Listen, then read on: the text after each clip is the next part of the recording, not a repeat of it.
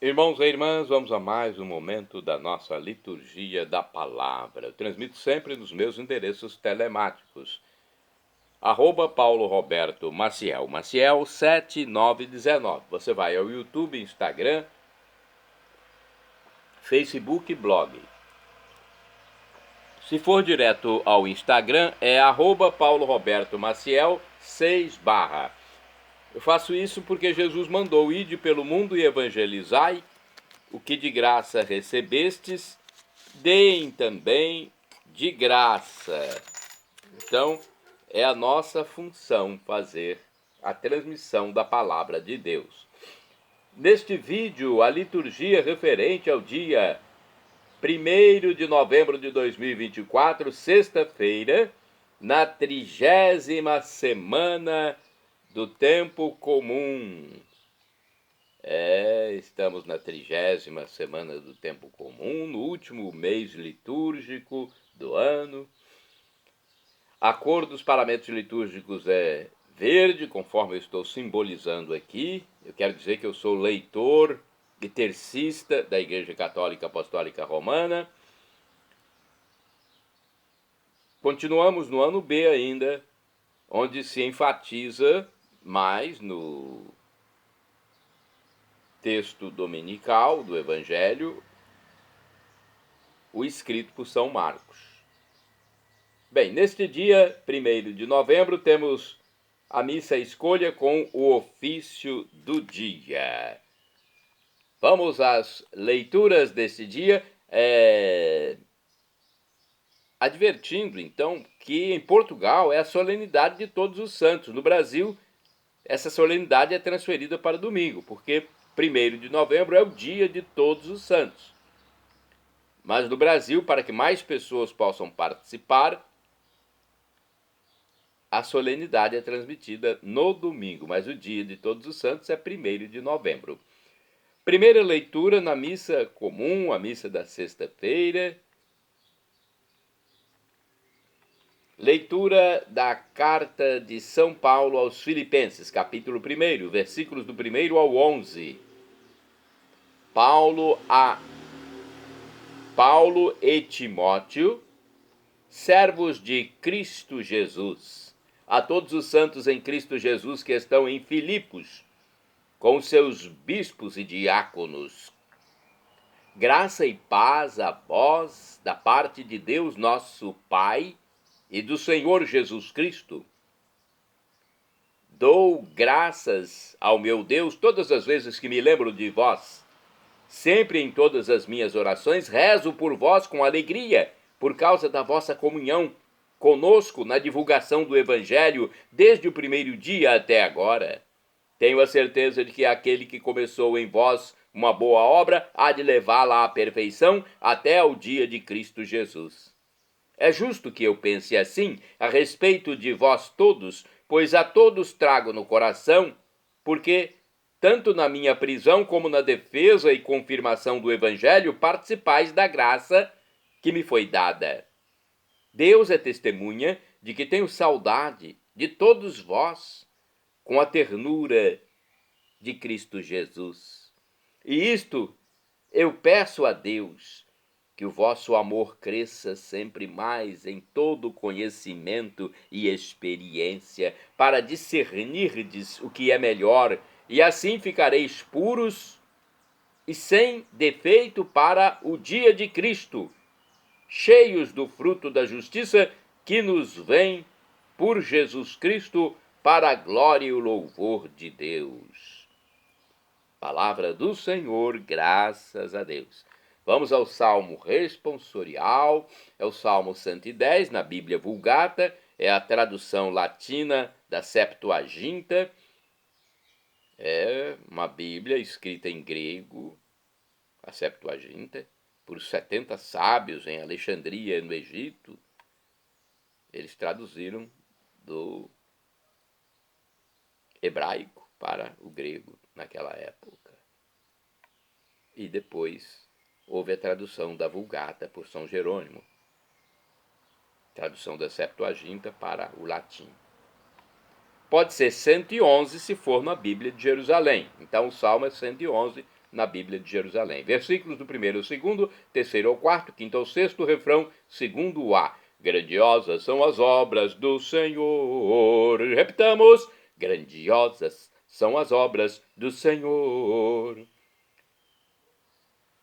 Eu agradeço a Deus de todo o coração, junto com todos os seus justos reunidos. Que grandiosas são as obras do Senhor, elas merecem todo o amor e admiração. Grandiosas são as obras do Senhor. Que beleza e esplendor são seus feitos, sua justiça permanece eternamente. O Senhor, bom e clemente, nos deixou a lembrança de suas grandes maravilhas. Grandiosas são as obras do Senhor. Ele dá o alimento aos que o temem, e jamais esquecerá sua aliança.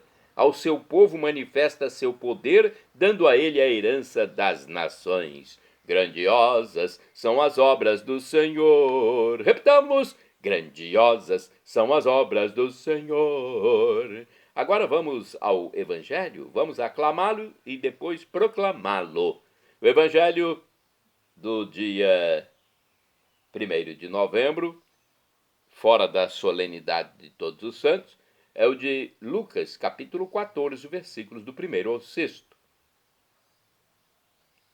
Vamos à aclamação e depois à proclamação. Aleluia, aleluia, aleluia, aleluia. Aleluia, aleluia, aleluia, aleluia. A lei permite curar em dia de sábado ou não. Eles ficaram em silêncio. Aleluia, aleluia, aleluia, aleluia. Aleluia, aleluia, aleluia, aleluia. O Senhor esteja convosco, Ele está no meio de nós. Proclamação do Evangelho de Jesus Cristo segundo São Lucas. Glória a vós, Senhor. Pelo sinal da Santa Cruz, livra-nos Deus nosso Senhor dos nossos inimigos. Naquele tempo, aconteceu que, num dia de sábado, Jesus foi comer na casa de um dos chefes dos fariseus, e eles o observavam. Diante de Jesus havia um hidrópico. Tomando a palavra, Jesus falou aos mestres da lei e aos fariseus: a lei permite curar em dia de sábado ou não, mas eles ficaram em silêncio. Então Jesus tomou o homem pela mão, curou-o e despediu-o. Depois lhes disse: se algum de vós tem um filho ou um boi que caiu num poço, não tira logo, mesmo em dia de sábado? E eles não foram capazes de responder a isso. Palavra da salvação, glória a vós, Senhor. Pelo sinal da Santa Cruz, livra-nos Deus nosso Senhor dos nossos inimigos. Vamos à reflexão deste texto. Aqui no livro na Bíblia Sagrada, edição pastoral de 1990, diz o seguinte: a lei do sábado deve ser interpretada como de libertação e vida para o homem. É uma explicação muito curta, né? Vamos aqui no livro Palavra e Vida, diz o seguinte: meditemos como Jesus tratava os doentes. Meditemos como Jesus tratava os doentes. Na casa de um fariseu, tomou um doente pela mão. Ora, pela lei, quem tocasse numa pessoa portadora de alguma enfermidade ficava impuro. Mas Jesus não se incomodou com isso. Diante do fariseu, calado para demonstrar sua oposição, Jesus argumentou que, se em dia de sábado se tirava um animal que houvesse caído num poço, então, se em dia de sábado se tirava um animal que havia caído num poço, quanto mais seria legítimo livrar um doente de sua enfermidade, de sua doença. E Jesus o curou. Levemos a nosso Deus nossas enfermidades com fé e creiamos que ele nos pode curar e libertar de nossos defeitos. A leitura também da carta de São Paulo é muito bonita. Filipenses, capítulo 1, versículos do 1 ao 11. Vamos ver se tem uma explicação aqui na Bíblia Sagrada, edição pastoral. Filipenses, capítulo 1, versículos do 1 ao 11. Diz o seguinte: a carta é dirigida a toda a comunidade. Os dirigentes, em grego, episcopos, não são exatamente os bispos. Trata-se de um grupo cuja função é zelar pelo bom andamento da comunidade. Os diáconos são os encarregados de atender às necessidades materiais da comunidade e talvez também de pregar. A oração de São Paulo, apóstolo, mostra o seu afeto particular pela comunidade de Filipos. De fato, essa comunidade, desde o início, coopera e participa ativamente no trabalho da evangelização, seja colaborando no anúncio, defesa e confirmação do Evangelho, seja pela ajuda material oferecida ao apóstolo. São Paulo só pede uma coisa: o crescimento do amor. Vivendo o amor, a comunidade será sempre capaz de distinguir o que mais favorece a prática da justiça. Bem, agora vamos aos santos do dia. Dia 1º de novembro, temos todos os santos. Vamos falar sobre eles, porque às vezes a gente pensa, todos os santos como? De que maneira? De acordo com o site do Vaticano, a solenidade de Todos os Santos, que a Igreja Católica no Brasil transmitirá no domingo, mas a Igreja em Portugal transmite nesta sexta-feira mesmo, a solenidade de Todos os Santos, chamada por alguns Páscoa de Outono, é celebrada como membros ativos de uma igreja que, mais uma vez, não olha para si mesma, mas olha e aspira pelo céu. De fato, a santidade é um caminho que todos somos chamados a trilhar, sob o exemplo desses nossos irmãos mais velhos, que nos são propostos como modelos, porque aceitaram ser encontrados por Jesus, rumo ao qual se encaminharam com confiança, com seus desejos, fraquezas e sofrimentos. A memória litúrgica dedica um dia especial a todos aqueles que se uniram com Cristo em sua glória. Eles não são indicados apenas como arquétipos, mas invocados também como protetores das nossas ações.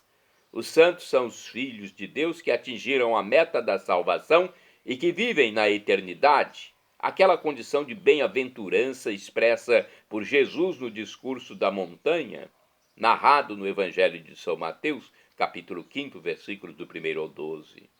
Os santos são aqueles que também nos acompanham no nosso percurso de imitação de Jesus, que nos leva a ser pedra angular na construção do reino de Deus. Em nossa profissão de fé, afirmamos acreditar na comunhão dos santos. Sabemos que esta expressão significa a vida e a contemplação eterna de Deus, razão e finalidade da mesma comunhão, mas também a comunhão com as coisas sagradas. De fato, se os bens terrenos, enquanto limitados, dividem os homens no espaço e no tempo, as graças e os dons que Deus nos proporciona são infinitos e deles todos podem participar. O dom da Eucaristia, de modo particular, nos permite desde já viver a antecipação daquela liturgia que o Senhor celebra no santuário celestial com todos os santos. A grandeza da redenção mede-se pelos frutos, ou seja, por aqueles que foram redimidos e amadureceram em santidade. Através deles, a Igreja contempla a sua vocação e condição de uma humanidade transfigurada em caminho rumo ao reino. Esta festa de esperança, que nos recorda o objetivo da nossa vida tem raízes antigas. No século IV, começou a celebração dos mártires, comuns para as diferentes igrejas. Os primeiros sinais desta celebração foram encontrados em Antioquia, no domingo após o dia de Pentecostes, sobre a qual já falava São João Crisóstomo. Entre os séculos VIII e IX, esta festa começou a difundir-se também na Europa e em Roma, de modo particular, no século IX. Ali o Papa Gregório III, dos anos 731 e 741, quis que esta festa fosse comemorada no dia 1º de novembro, que coincidia com a consagração de uma capela na Basílica de São Pedro, dedicada às relíquias dos santos apóstolos, dos santos mártires e confessores e de todos os justos que chegaram à perfeição e descansam em paz no mundo inteiro.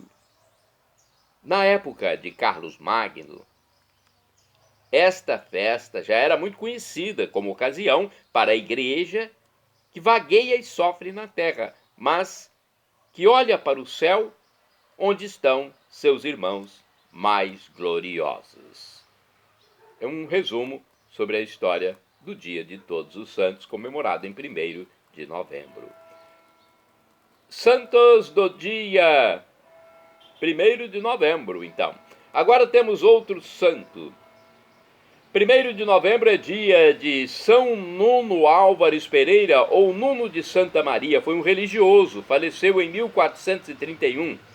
Foi condestável, um chefe do exército do Reino de Portugal, vencedor de muitas batalhas. No fim da vida, ele distribuiu suas riquezas, abandonou o mundo secular, ingressou na ordem carmelita. De acordo com o site Comunidade Católica Canção Nova, Nuno Álvares Pereira nasceu em Portugal em 24 de junho de 1360. Filho do cavaleiro dos Hospitalários, Álvaro Gonçalves Pereira recebeu educação cavalheiresca, típica dos filhos das famílias nobres de seu tempo. Aos 13 anos tornou-se pajem da rainha Dona Leonor, tendo sido bem recebido na corte, acabando por ser, pouco depois, cavaleiro. Em 1376, aos 16 anos, casou-se, por vontade de seu pai, com a jovem e rica viúva Dona Leonor de Alvim. De sua união nasceram 3 filhos, 2 homens que morreram em tenra idade e uma menina, Beatriz, a qual mais tarde viria a casar-se com o filho do rei Dom João I, Dom Afonso, primeiro duque de Bragança. Em 1383, diante da crise causada pela morte do rei Dom Fernando, sem ter deixado filhos varões, seu irmão Dom João, mestre de Avis, viu-se envolvido na luta pela coroa lusitana, que lhe era disputada pelo rei de Castela por ter se casado com a filha do falecido rei. Tomando o partido de Dom João, o qual nomeou condestável, ou seja, chefe do exército, comandante supremo do exército, Nuno, conduziu o exército português repetidas vezes à vitória, até ser consagrado na Batalha de Aljubarrota, em 14 de agosto de 1385, a qual acabou por determinar a resolução do conflito. A perspicácia militar de São Nuno de Santa Maria era acompanhada pela sua espiritualidade.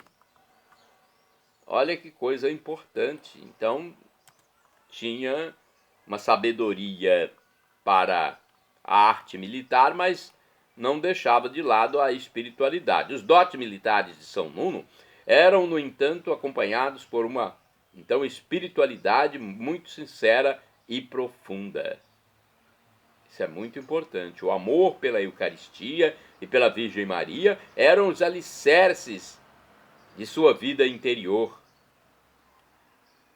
Que coisa, né, que nos chama a atenção.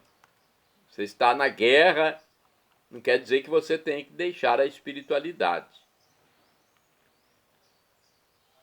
O estandarte que elegeu como insígnia pessoal trazia as imagens do crucificado, Jesus, também de Maria e dos cavaleiros de São Tiago e São Jorge. Construiu ainda, às suas próprias custas, numerosas igrejas.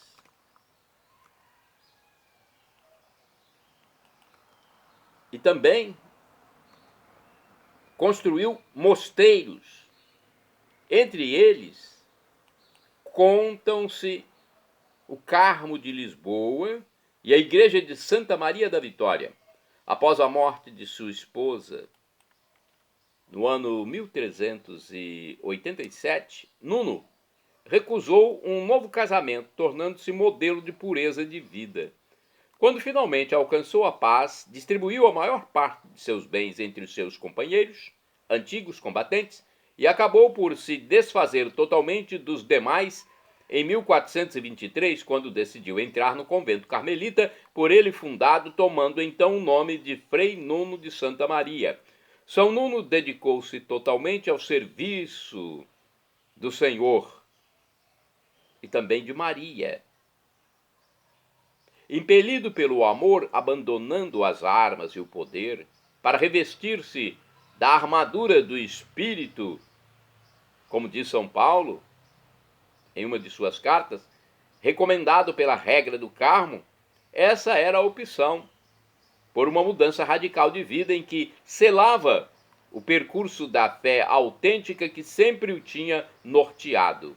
O condestável do rei de Portugal, comandante supremo do exército e seu guia vitorioso, o fundador e benfeitor da comunidade carmelita, ao ingressar no convento, abriu mão de todos os privilégios para assumir a condição mais humilde, a de frade donato, dedicando-se totalmente ao serviço do Senhor e de Maria, sua padroeira que sempre venerou, e dos pobres, nos quais reconhece o rosto de Jesus. São Nuno de Santa Maria morreu aos 71 anos de idade.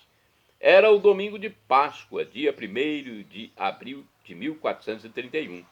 Após sua morte, passou imediatamente a ser aclamado santo pelo povo que desde então começou a chamá-lo de Santo Condestável. Nuno Álvares Pereira foi beatificado em 23 de janeiro de 1918 pelo Papa Bento XV, através do decreto Clementíssimos Deus, e foi consagrado beato no dia 6 de novembro, sendo que o Santo Padre, o Papa Bento XVI, durante o consistório de 21 de fevereiro de 2009, determinou que o beato Nuno fosse inscrito no álbum dos santos e no dia 26 de abril fosse inscrito no álbum dos santos no dia 26 de abril de 2009.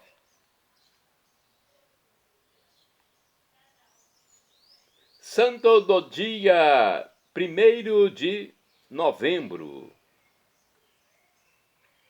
Beato Rainério de Arezzo, religioso, faleceu em 1304. Foi um franciscano do convento de Arezzo, na Itália. Santos do dia 1º de novembro, Jerônimo Hermosilla e Valentim Berrio Ochoa, bispos, e Pedro Almator Ribeira, presbíteros, ou seja, presbítero.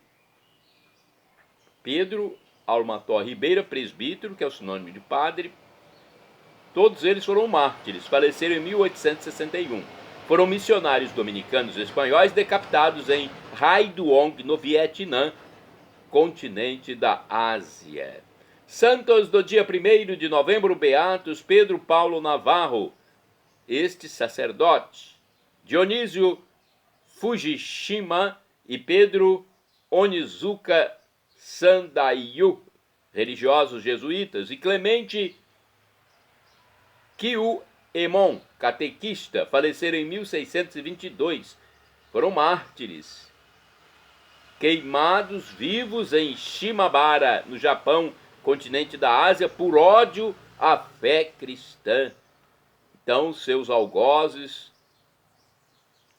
seus assassinos, tinham ódio à fé cristã Por isso, mataram esses católicos, fiéis a Deus, a Jesus Cristo. Que eles roguem por nós na eternidade, já que estão em comunhão com Deus. Santo do dia 1º de novembro, beato Ruperto Maier, presbítero, faleceu em 1945. Foi um sacerdote jesuíta encarregado no campo de concentração de Sachsenhausen, na Alemanha. Ele morreu em Munique pouco tempo depois de ser libertado. Ele foi encarcerado e não encarregado. É um sacerdote jesuíta encarcerado no campo de concentração de Sachsenhausen, na Alemanha. Ele morreu em Munique. Santo do dia 1º de novembro, beato Teodoro Jorge Romsa, bispo e mártir, faleceu em 1947. Por ter conservado a fidelidade à igreja, foi vítima de um atentado em Mukachevo, na Ucrânia, e posteriormente envenenado no hospital. Beato Teodoro Jorge Romsa. Shalom Adonai é uma expressão hebraica que significa a paz de Deus. É o que eu desejo para todos vocês. El Shaddai, também do hebraico, significa Deus onipotente, Deus todo-poderoso. Ele proverá aquilo que você deseja, se for para o seu bem. O professor e escritor de mais de 100 livros da Igreja Católica, Felipe Rinaldo Queiroz de Aquino, em seu canal no YouTube, diz que Deus pode nos dar uma dessas 3 respostas quando pedimos algo: sim, não ou espere. Qualquer uma dessas respostas é a melhor para nós, porque Deus é onisciente, Ele sabe tudo e é o nosso Pai celestial. Até na terra, nosso Pai físico nos dá um não, né? Nos pede para esperar, né? Ou às vezes nos dá um sim. A melhor resposta vem de Deus. E agora eu clamo do aramaico Maranatá, dialeto de Jesus, hein? Como dizemos nós católicos, Maranatá com a tônica na última sílaba, ou Maranata, como dizem nossos irmãos separados, os evangélicos ou protestantes. Não importa a pronúncia, o significado é o mesmo. Vinde, Senhor Jesus. Um dia ele voltará e será o juízo final. Creia em Jesus como Deus. Seja batizado e arrependa-se dos seus pecados e nos encontraremos na vida eterna. Acesse Paulo Roberto Maciel. Maciel na internet, indo ao Facebook, YouTube, Instagram e blog. Perdão, Senhor, pelos meus pecados passados, presentes, futuros, físicos e espirituais, pecados do pensamento, palavras, atos, omissões, e me dê a vida eterna. Meu Jesus, eu quero a vida eterna convosco.